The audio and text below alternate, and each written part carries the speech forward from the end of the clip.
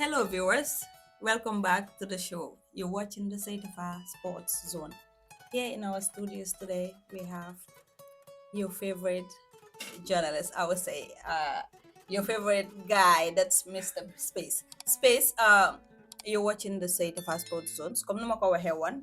No nyo setane yo mana you will like our Facebook page. Follow us on YouTube and Instagram. We have Mr. Space. Space. Wahala Um, askan. We tell them who is thank who you. is Space. Thank you, viewers. My name is Hamad Kebe, commonly known as Space. Um, it's a pleasure to be here and sharing platform with you. See? Thank you. Welcome back once again. Comme niñ ko dee waxee rek Space is the brain behind the Gambia GFF First Division League, first and second, but First Division League in particular. Nit ñi know Space as in Space. Nobody, maanaam many people maybe ñu du dem seetaani game duñ dee xam ne kii mooy Space. Maybe dañoo tase yow sa si mbedd bi. We want to know Space as a journalist or Space as a footballer. Sometimes I follow your status and dama dee gis ne you were a footballer before becoming a journalist. So tell us, let more in the Space into the football arena. Thank you, Say. Mm. Like I said, once again, it's a pleasure to share this platform with you. Um, it's a long story anyway. The name Space, but level. The next time. Very that. Mm. But like football, one has been my life. Football is all I ever known. Képp ku ma xam rek xam ne war na si football laa sa yëngu. Buba of Alkama Times, I would say a special thank you to Buba because gis nañ ne on Women's Day future na li nga xam ne mooy Saita Fa, and especially me being about my story and everything. I would say a special thank you to you before we go further.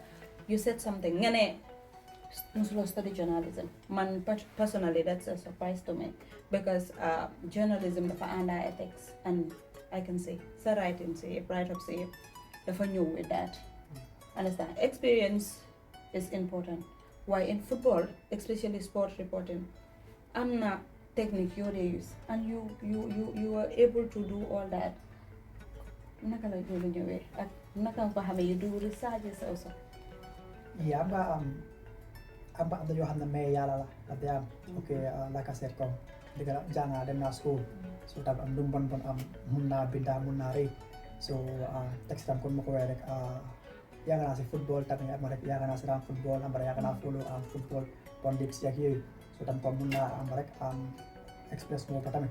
So du laa ci ñaan ko comme yàlla may na ma ko tamit si gàttal comme comme may yàlla la. So nekkul li nga xam dama tëb rek mun ko. Kita liggéey ko dama day research tam ak yooyu noonu pour mun a xam lu bari tam ma jàppale suma liggéey maa def nii géen joxoon na ma tof tam door maa ñëw waaye léegi alhamdulillah Space TV, how many years la am on social media? Space TV ñu ko start 2020 léegi ñu ngi am almost 6 years ñu ngi doon 6 years by November dañu doon 6 years kon Space TV yàgg na and boo ko starté publicity bi desoon na because right now to be honest I will say this soo bëggee xam more about GFF First Division League you have to follow people have to follow your page for that so jël na time pour nga nekka wala mu nekka page boo bëgga with how many followers 41,000 followers so pour nga am loolu noonu on Gambia bi fii consistency la laajte so man personally I'm a journalist, yeah. Why low moon? The vocal even behind the scene, I say it. Low moon will keep that page alive for how many years? Nobody moninko. Come local here, consistency. We have different venues at different lakes at time and everything. So how do you do this space in particular? Yena nga dem Birgama, yena nga dem Gold Project, yena is yena Manja, where yena Bakau. How do you do this?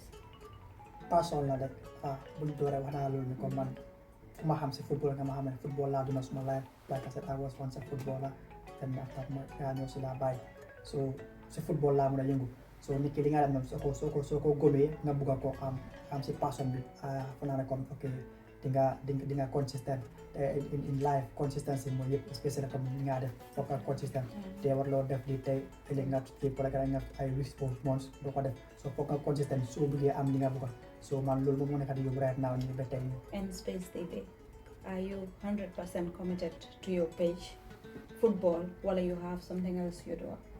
No, to be honest, football lagi na concentrate. 99% yet football lagi update. So all you do is updating on social media, wala dégg naa ñu ne space scout la. Space scout. Oh yeah, okay. I'm a scout too. I'm working with the let's say a club. Yang could be they're in Europe. Yeah. Also a scout anyways. He got all that. So Lolo is a surprise to many because madama ko dégg ngunu bi. And let's talk about the GFF First Division League space. First round bi. Nekk na li nga xam ne dafa complicated. Fooguma ne league bi mus naa mel nii mus naa jaxasoo yee nii. With 2 or 1 points different, xam nga ak yooyu noonu, and you gis the defending champions, that's Real de Banjul. Teglante ñetti game ñaaka ko ñu gis Steve bi ko draw like 5 games de ñaaka win benn game in a whole first round. ñu gis Dutch Lions draw like 5 to 6 games. ñu gis Hawks after Amadou Camara bu mu demee mënuñoo score sa goal. So GFF First Division League bi yow loo am pour wax si league bi right now comme loo gis ne moo fa nekk. Jërëjëf Sey daanaka laajte nga ma comme fu ma munee daal. Parce que comme ni ko waxee man league bi laa gën a full especially the first division. It's a tough season, especially it was a tough first round tamit. League bi season bi is unpredictable to be honest. Man sax daf ma teg season bi daf ma teg over the past years yëpp. Dama ko dee mën a predict si first round bi jeex. But right now, mënuma la wax comme kii mooy win league bi because of things yi ñu tightee ak the results yu ñu gis si first round bi. Yes, GPA ñu lay doore they are at the top. Like I said, they have a very good season coming from second division. Right now, ñu am the consistency and ñu am that quality in them. They got despite losing one of them, not from their but losing their best player, Omar John. Them not really bad. So you very funny comme dañoo struggle. With John scored last season more on top scorer, scored almost 18 league goals. So them really value still GPA. Made 2 or 3 additional players and go Japan like some Papa Carjalo and Yip Hamel in the facility Fini with Nafi Trophy Bohera. And so additional show like I made. And then so they're still here at the top taba. Really value defending champions winning the league 3 years in a row. They got a really good dot they've struggled. They got my own opinion. The guys struggle or then they put in some players who have become they were yet to adopt this coaching system. Bringing John and Danso and Ajibu and so we don't add to the system the Fajilon time by league in the accent of the first round they are back so they are the top 4. So it's tough at the moment. I'm talking about Steve because like I said they are the bottom and they always do good in the second round past AC. But again, they have to be more hungry. But Steve Biko, you stop for now.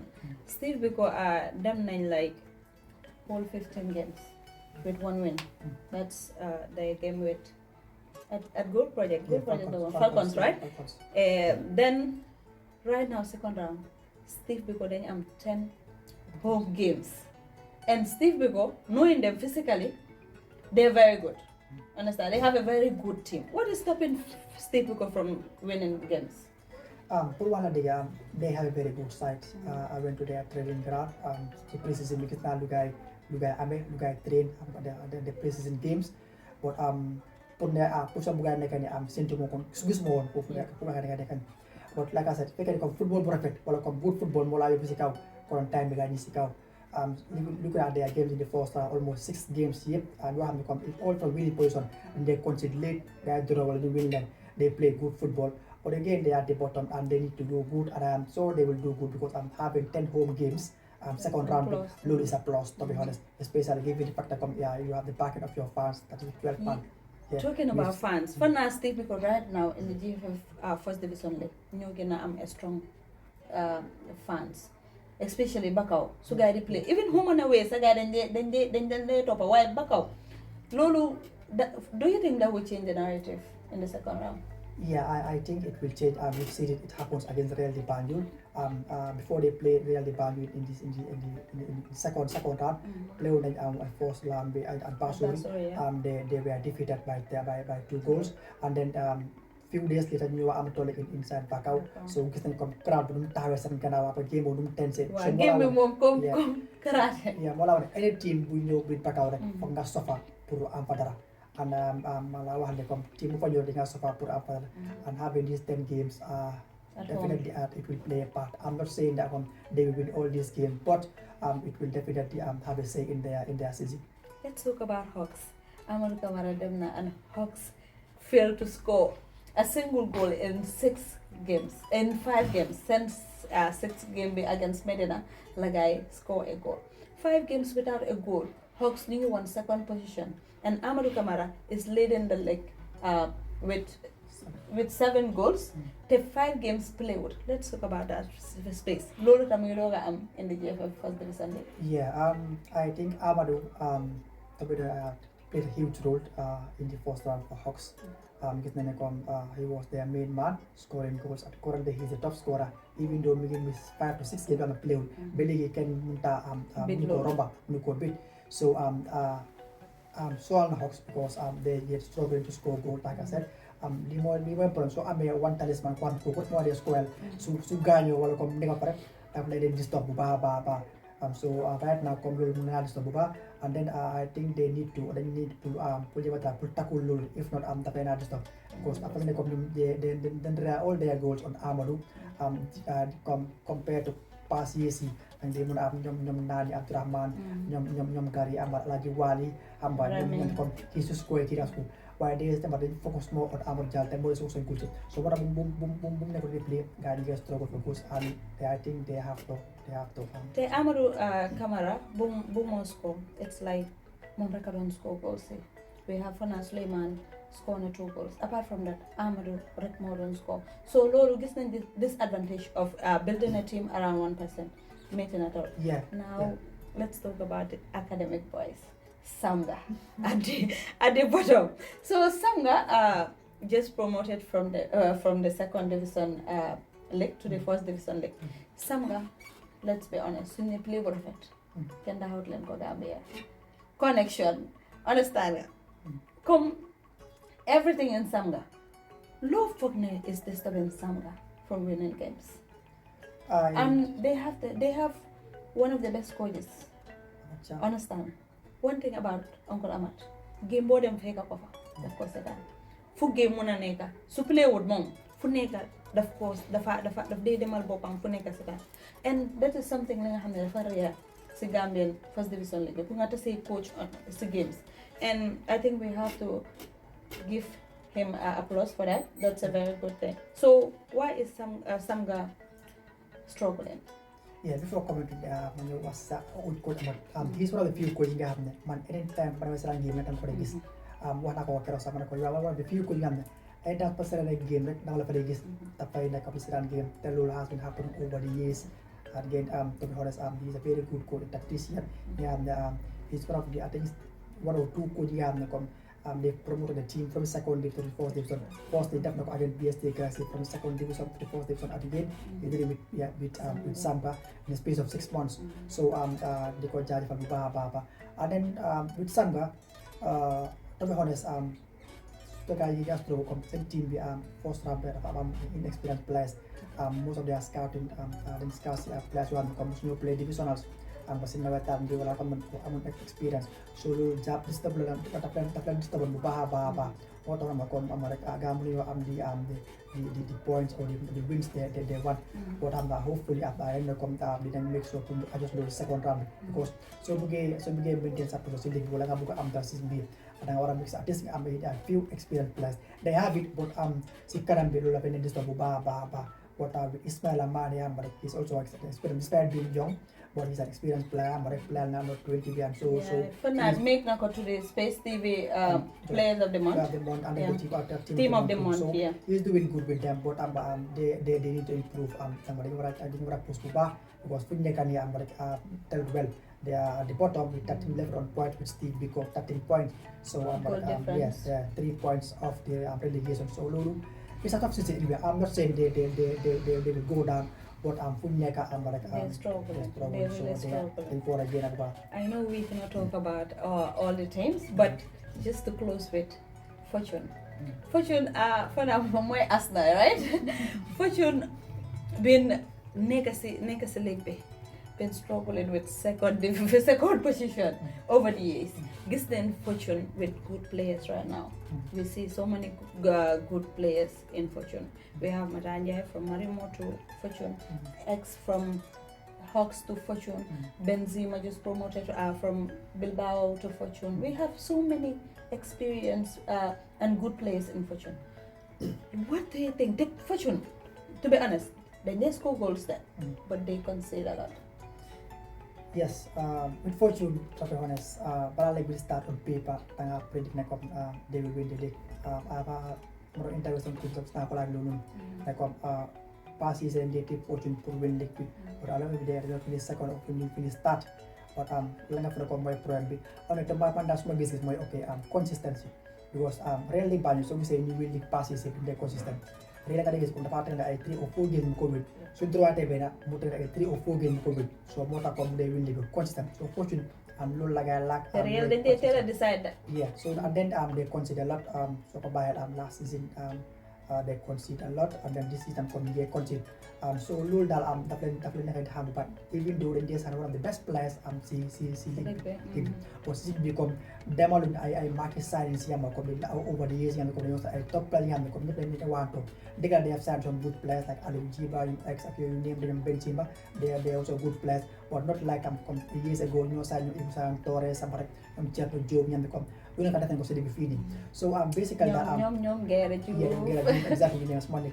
So these are things nga na kung nakala din sa buba why kung makuha league is still young I couldn't predict. Do you think it's still young?